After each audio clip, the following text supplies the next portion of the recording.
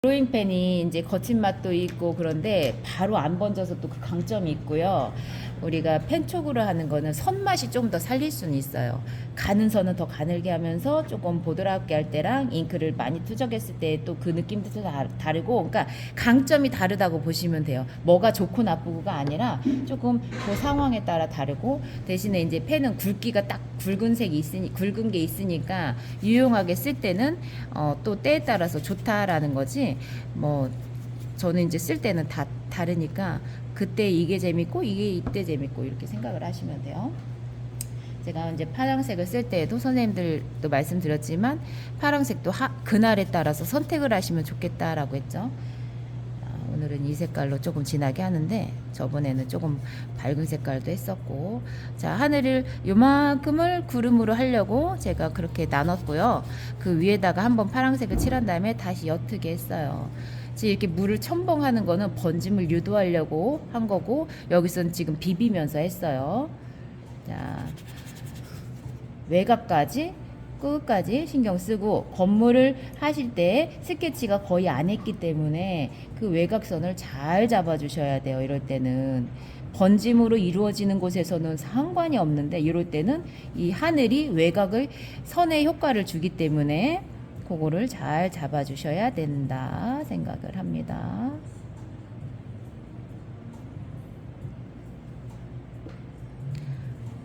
여기서는 살며시 없어질 거니까 번지면 어때? 건물이 사라지면 어때? 하나, 둘, 세 번째. 얘가 제일 멀리 있다라는 효과도 이럴 때 나타낼 수가 있어요.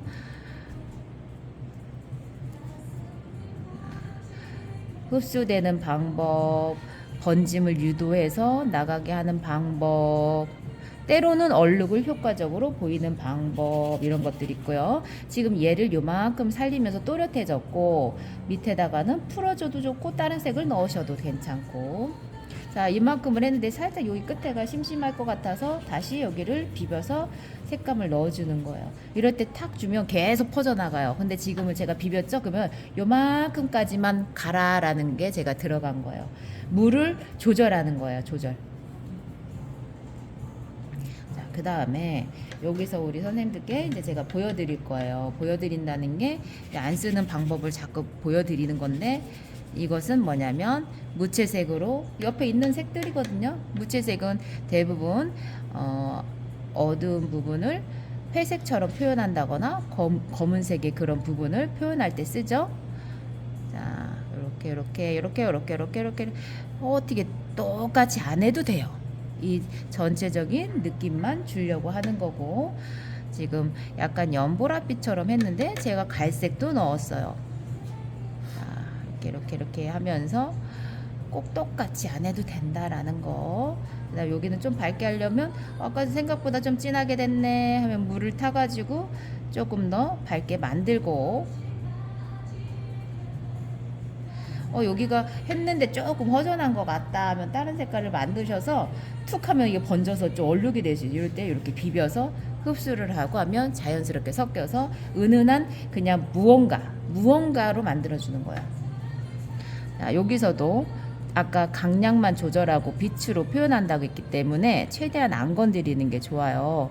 그래서 어두운 표현에서 양달, 응달, 그것만 확실하게만 표현한다 하시면 돼요.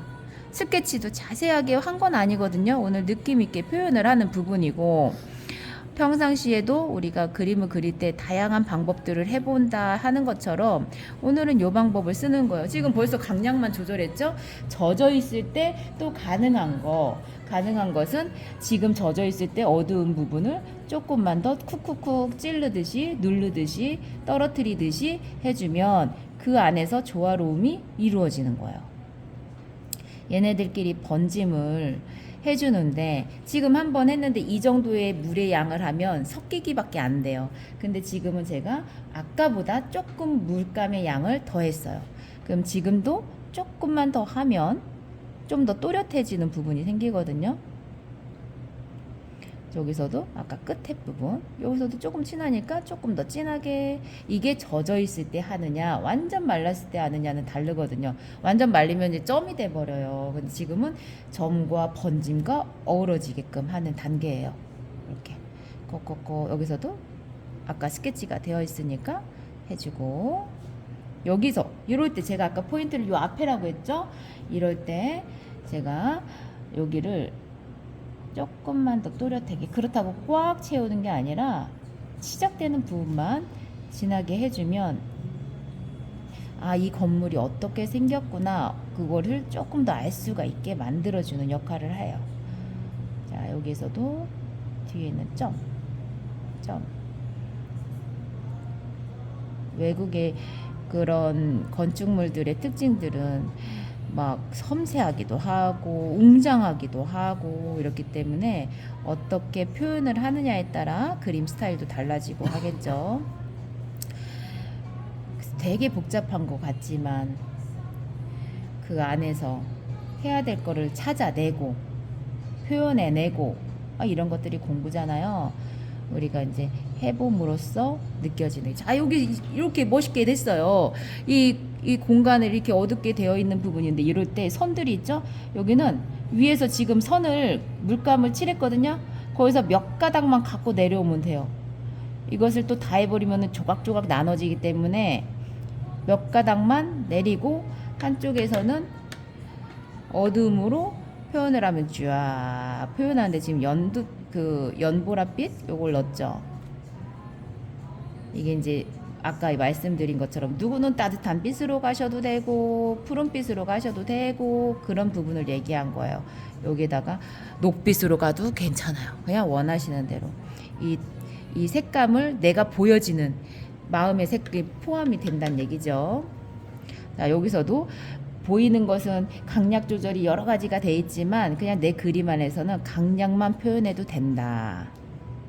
여기도 강약 더 아름답고 극대화되게끔. 여기서 지금 한번 칠했는데 그냥 점만 칠해도 돼요. 그러면 그냥 변화, 앞에 있는 거, 중간 거, 멀리 있는 거, 그런 것들이 이제 보여드렸을 때 조금 더 확실하게 받아들이는 것이고, 여기 주황빛이잖아요. 이 톤하고 어우러지는 게 좋아요. 그래서 요 색깔을 꼭 찾아서가 아니라 이 느낌하고 어울리는 색이 어떨까 하면은 조금 색깔이 섞여도 되는 거예요. 지금 일부러 막 섞은 건 아니지만 팔레트 내에서 섞여 있거든요. 그럼 그걸로 슬쩍 가져가는 거, 슬쩍. 이 톤하고 어우러지게끔. 그 대신에 왼쪽과 오른쪽이 있는데 여기서 좀 달라야 되겠죠. 얘는 더 멀리 있으니까. 그리고 어두운 부분이니까 이럴 때는 조금 더 채도만 조금 더 낮게 변화 주시면 되고, 여기도 밑에도 있네. 그러면 쓱 한 번만 해주셔도 되는 거야. 강약. 그리고 요 밑에는 갈색 톤인가 어두운 톤이네. 그러면 그 색감을 찾으셔서 똑같지 않아도 된다라는 걸 말씀드렸죠. 여기서도 그냥 가로 세로 느낌으로만 뚝뚝뚝 해주셔도 충분히 되고, 밑에까지 다 이으지 않으셔도 되고. 자, 밑에는 좀 밝은 색이에요. 그러면 밝은 느낌을 꾹 누르셔서 이런 방법이 있다라는 거예요. 계속 이렇게 해야 된다가 아니라 이런 방법도 있으니 선생님들 선택해서 한번 용기 내 보세요 하는 거예요. 자, 여기는 잎사귀가 봄처럼 또 많지가 않아요. 우리가 연두색을 쓸 때 조금 조심해야 되는 게 형광빛이라 너무 튀니까 그거를 조금 쓰실 때 유념하시고, 레몬색과 연두색은 너무 튀는 색이잖아요. 그래서 그거 좀 조심하시고, 지금 톤을 맞추기 위해서 채도를 살짝 낮은 걸로 했어요. 밝은 햇빛이 많이 받는 부분이긴 하지만 조금 채도를 낮춰서 이 분위기를 맞게끔 했고, 이게 나무가지가 좀 하다 마른 것 같다 하면 요럴 때 한두 번 살짝만 조금 하시면 돼요. 말은 쉽겠지만 또 하려면 어렵겠죠. 근데 그래도 자꾸 도전 하는 거고. 자, 지금 여기 조금 젖어 있다는 게 표현이 우글우글 되어 있어요. 그래서 이게 젖어 있다는 건데, 요럴 때 밑에 있는 꼭 말뚝같이 생긴 그런 것들을 해주시는 게 좋아요. 이거를 하나 둘 셋 넷 하지 마시고 여기가 좀 모여 있죠. 그럼 여기는 하나 떨어뜨린 거예요. 이게 변화. 그림 안에서 거기 베니스에 가면은 뭐 수상 저기 하지 않게 이런 게 있다 이렇게 하면 이제 그 느낌만 주면 되는 거니까. 여기서 또 중요한 거는 다 세로로 돼 있고 하늘이 막 멋있게 번져 있어요. 지금 살짝 또 번짐을 유도해 볼까 하면서 여기를 조금만 더 하면 이제 수채화에 물맛을 줄 수 있는 부분이에요. 아까 했을 때하고 지금 했을 때하고 다른 부분이고, 제가 여기서 중요한 건 뭐냐면 다 세로 있고 면적인데 가로선이 하나 있어요. 요럴 때 자 뒤로 살짝 물을 찌라고, 그 다음에 이런 이제 뭐 어떻게 보면 고난이 스킬이죠. 자 물감을 되직하게 좀 찍었어요. 자 이렇게 되면 지금 뒤에 물을 칠했기 때문에 흐려지는 건 당연한 거고, 앞에서 강조해주면 그림 안에서 이게 긴장감을 살짝 줄 수 있는 부분이에요. 은은한데 여기서 콱 변화를 줬으니까.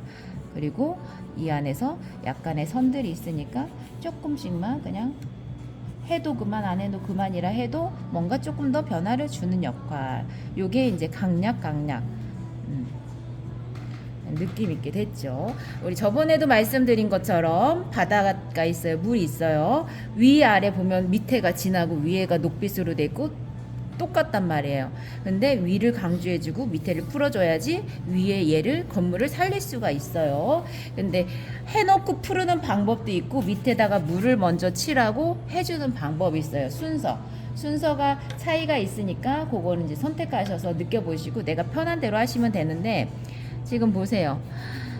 제가 왜 가볍게 했냐면 위에 건물이 무거운 색채가 아니고 밑에가 컬러가 강한데 물감량을 많이 해버리면 또 밑으로 시선이 갈 수가 있어요. 이제 그런 것들을 조율을 계속 하겠지만 위에가 밝은 물체니까 색채만 달라도 확연하게 달라요. 그래서 이럴 때는 조금 가볍게 색채를 물을 많이 써서 해주셔도 좋다 하는 거고, 밑에다 아까 전에 물을 칠했으니까 얘네들은 밑으로 빠져가면서 흐려질 거예요. 이렇게 끝에는 섞여도 상관이 없어요. 섞이거나 번지거나 너무 이런 거 걱정하지 마시고 자꾸 해보시면 되고요. 지금 상태에서 위에가 조금 더 진하게 하면 좋을 것 같다라는 생각이 들었거든요.